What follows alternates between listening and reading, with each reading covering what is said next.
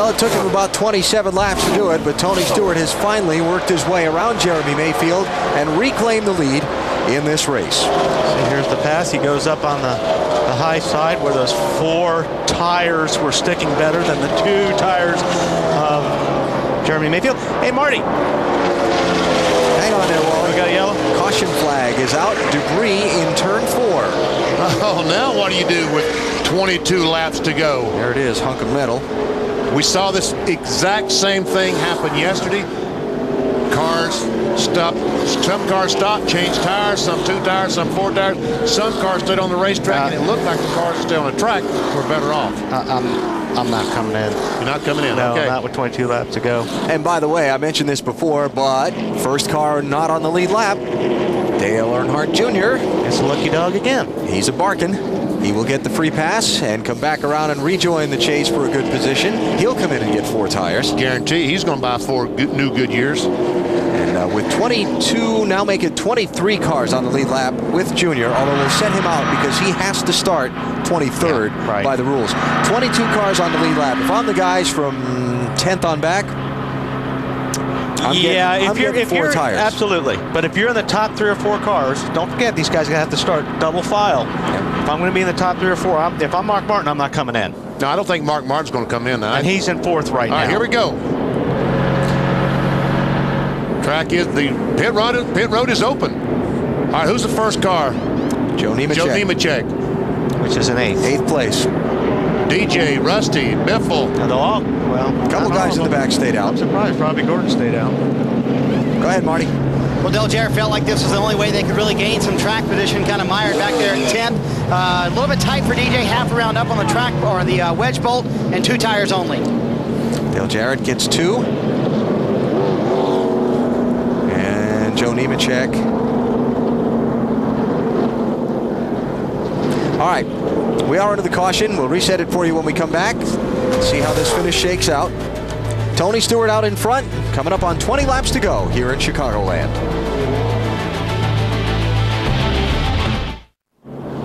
Four-year-old Chicagoland Speedway filled up today with NASCAR fans watching the NASCAR Nextel Cup Series in the 18th race of 36 in this 2004 season, and it's been a pretty interesting one. We've had some twists and turns. One thing we know for sure, that the teams have got all the Sunoco fuel on board they need to get them to the checkered flag. Yes, they do. Good to see the Sunoco folks here. And Wally, you started in modified racing up in the Northeast. I guess you used a lot of the Sunoco fuel. Yeah. Let's hear from some crew chiefs before we go back racing for this final sprint to the finish. Matt, you're up.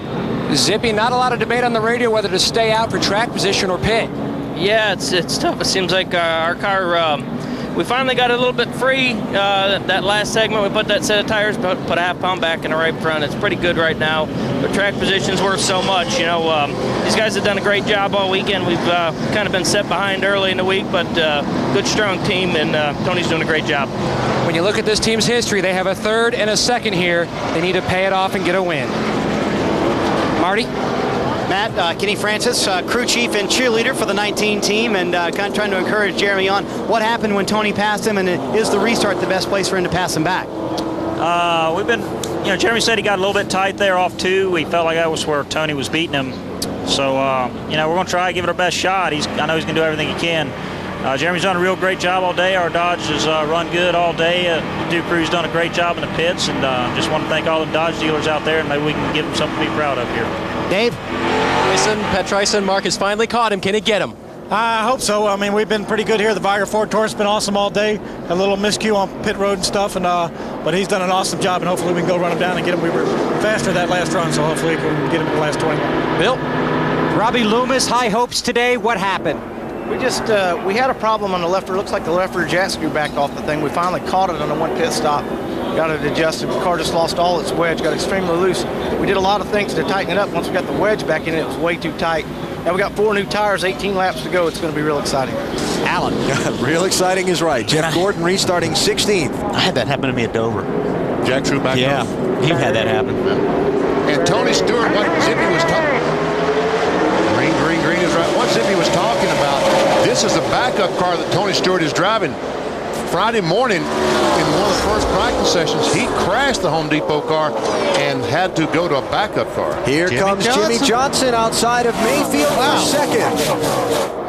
And he's got him. Yes, sir. And Mark is having trouble getting off the mark. Matt. BP under that caution. Jimmy told Chad Knaus, the car finally started coming back to me. I just lost too much track position at the start of that run. He's got one more shot at the 20. Not the last segment of the race, but the one before that. Jimmy Johnson got around Tony Stewart and led him for a while. Remember, Stewart passed Johnson back on a pit stop. So we'll see if Jimmy can get up there and do anything with Tony in these final few laps. 17 to go. The guys that took tires on the pit stop, Joe Nemechek and Dale Jarrett, were the first off pit road. They only got right side tires, and they restarted 11th on back.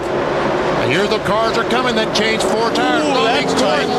Was a car that did not stop, did not change tires, and Jeff Gordon was able to get by, 15 able to get by. Looked like he had something coming off the left rear of that car. Fender up, maybe? Maybe there was some contact there on that restart. Well, they were only about 3 wide going down the backstretch. The 3 wide now. Let's take a look to see if there was some contact, because I saw some smoke come off the left rear of the Robbie Gordon 31 car.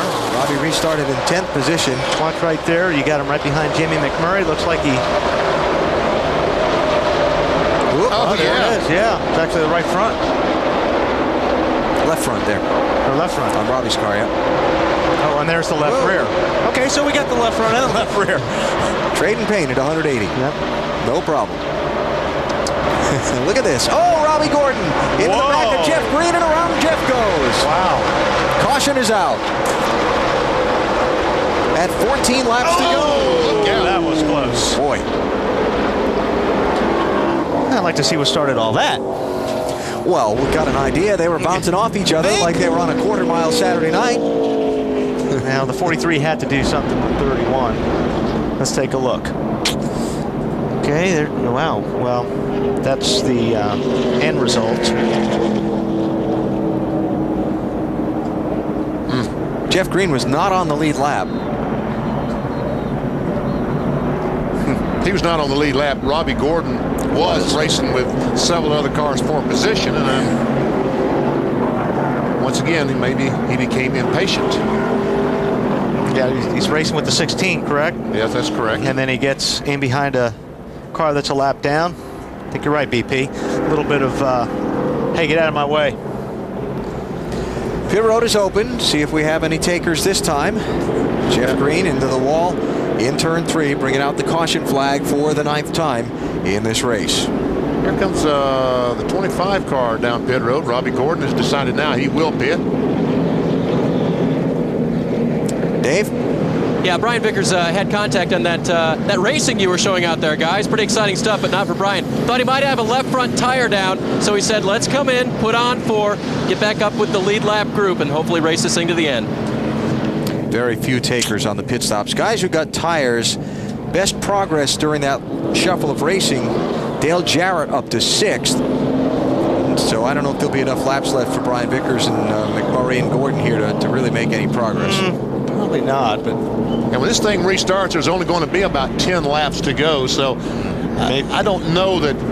But something has changed. It has been a bright sunshine day. The clouds have now covered the sun. It's overcast. That's going to change the cars dramatically. How it's going to change these front cars, we don't know. I don't know if it's going to change the 20. I think the 20's still in really good shape, but it may help Mark a lot. Into the closing laps here at Chicagoland. Let's show you how we got here. Casey Kane in the 9, passing Jeff Gordon for the lead in the opening laps. A couple of laps later, caution was out for the first time in the race. See, the 12 car, Ryan Newman, loses the left rear tire, spins the car right up in front of Kurt Busch. Both those cars in the wall. A couple guys in the top 10 in the Nextel Cup Championship standings who wound up damaged and spent a lot of time in the garage getting repairs. Here's the big controversy of the day. Casey Kane leading on a restart. Tony Stewart, contact from behind.